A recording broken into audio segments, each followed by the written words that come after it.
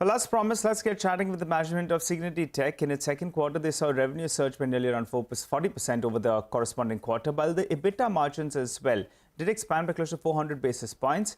Well, that was fairly impressive. But to understand more about the past quarter, the way ahead as well, we're joined by Mr. Krishnan Venkatachary, the CFO of the company. Hi, Mr. Venkatachary. Thanks so much for joining in. Well, I recall when we last chatted earlier this year, you were saying that you're looking to get to mid-teens in terms of margins. Now, you've got there. Do you believe that this 15% margin odd band is sustainable? And also give us a sense on attrition. The entire sector was struggling with it. I think attrition for your company is close to 28%. Do you believe it's peaked out? Will it trend lower from here? First on the margin side, I think we are very confident and will be sustaining these levels. And we are trying to make efforts to see that how best we can move by a couple of basis points. But I think over the quarters and not immediate quarters. When it comes to the question of attrition, I think we are currently hovering around 27% or so. We feel that it has peaked out and we have done enough of retention methodology.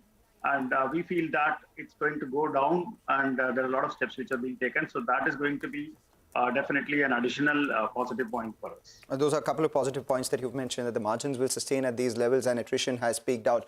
Mr. Venkatachary, just wanted to understand, your outlook on the revenues itself. The first half of this year, you've done almost 39%. You've always been targeting mid to high teens sort of revenue growth. Wanted to understand what the plan for this year is. And I ask this specifically because UK and Europe accounted for a little over double digits of your overall sales. You set up an office in Prague last year to expand into that market, but currently we are seeing some sort of growth headwinds in that geography. So in light of that, what kind of revenue growth can you guide for this year, and what's the prognosis on that geography itself? That's a good question. Actually, we have been predominantly weighed heavily on the US markets. If you look at the quarter, probably, or the first half of the year or the quarter, if you look at it, we have been at about 92% coming from the US market and the rest 8% from the rest of the world. While it is so, basically, I think UK traditionally has been contributing close to about 7-8%, which over the last couple of quarters have taken a little bit of headwind. But we are confident that the kind of efforts which we have put in and then the kind of focus what we are trying to get through, the traction seems to be quite high.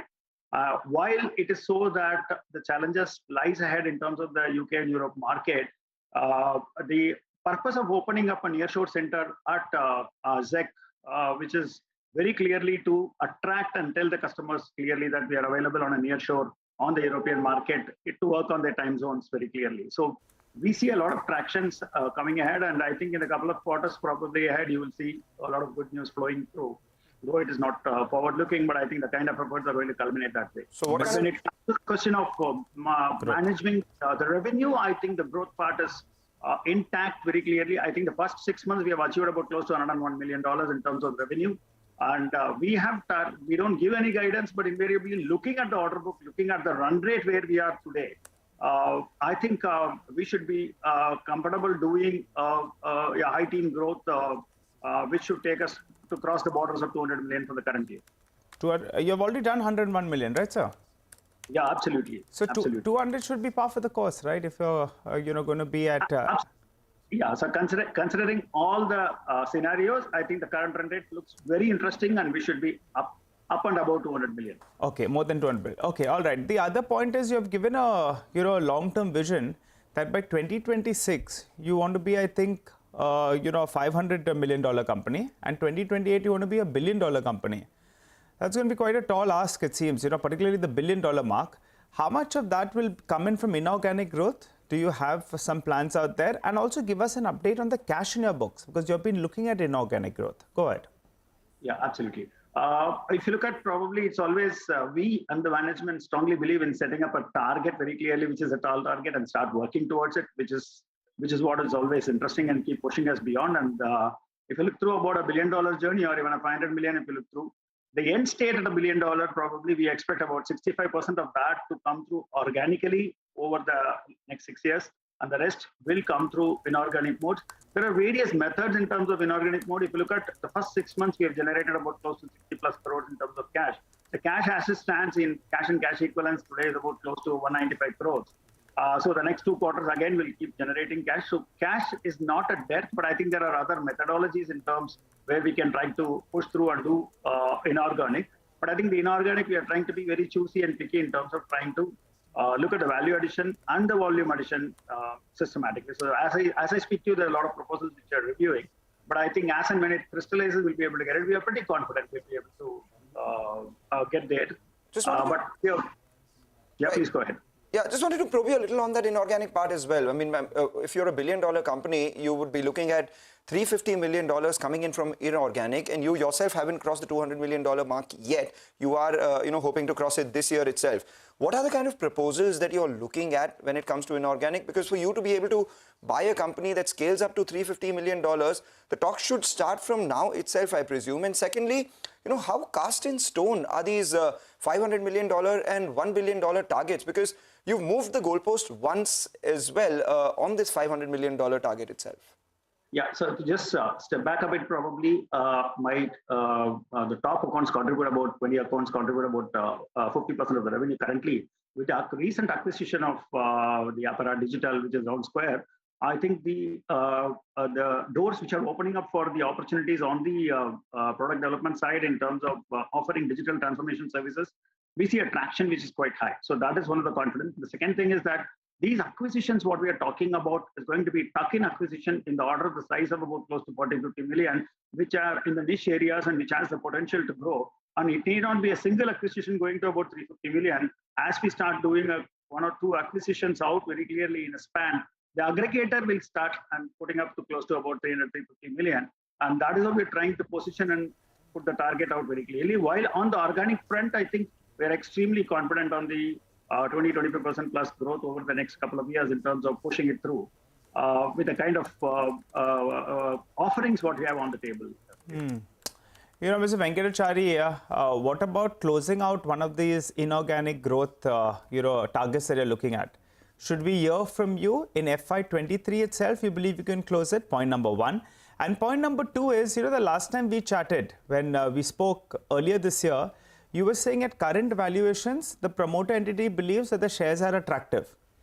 At current reckoning, what is their view? The promoter holding has moved from around 34% to around 37%. Go ahead and answer both these two questions. Absolutely. To that, as regards inorganic, I reserve my comment basically because we need to publish it uniformly through the exchanges. But we are positive and quite optimistic. I will leave it at that note very clearly because there is an aggressive set of evaluation which is happening around. And also keeping at the back of the mind that we have a target and we have a vision where we need to achieve. So I would like to put it out that way. When it comes to the valuation, I think we demonstrated very clearly. Still, the promoters feel that the current valuations are very attractive. Clearly, given that the kind of the numbers which are stacked up over the last 2 quarters cumulatively and where we are heading at in the current year, which anybody can do the math. I think that is one of the signified intent. We did a buyback very clearly, which shows very clearly that the company is confident of itself in the business. And still the promoters feel that the valuations are attractive and at every opportunity and point of time. So they will definitely depend to increase their stake. Mr. Venkatachary, is there a target holding that you want to take it to from around 34%, 37%? If they're believing that it's attractive, the stock has already risen from May onwards when you said that you were a buyer. To current valuation. So any particular holding, the target that you want to take it 40, 45% or something on those lines in the next couple of years? I will not pin the percentage down, but I think very clearly that their intent is to move the inch forward and then continue to be what you call enhancing the value, enhancing the holdings. All right, we hear you. Let's talk about a couple of your segments then. Travel and tourism accounted for a fair chunk of your revenues pre-COVID. That dipped during COVID, and the data point suggests that it's back and how beyond pre-COVID levels as well. How much does that contribute to your revenue now? How is that likely to grow? And the other two verticals, retail and e-commerce, those were also likely to be your growth drivers. How much do they contribute? What are they likely to grow at? Absolutely. I think during the COVID time, while 28% travel contributed, I think we learned from the mistake and we have de-risked the portfolio, and BFSI and retail have really gained traction. contributing about 22 and 17%, while we have retained the relationship on the travel. Travel has contributed at about 14%. So if you look at the growth drivers, continue to be retail and BFSI. However, travel traction has now bounced back. So we are very optimistic that this growth is going to be definitely coming back to the pre-COVID levels very shortly. And we have done enough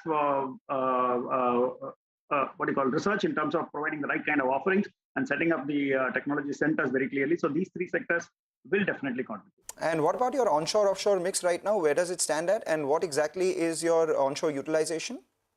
Offshore utilization? My offshore utilization stands at 76.8, which is roughly about 77%. My on-site utilization is at about 96%.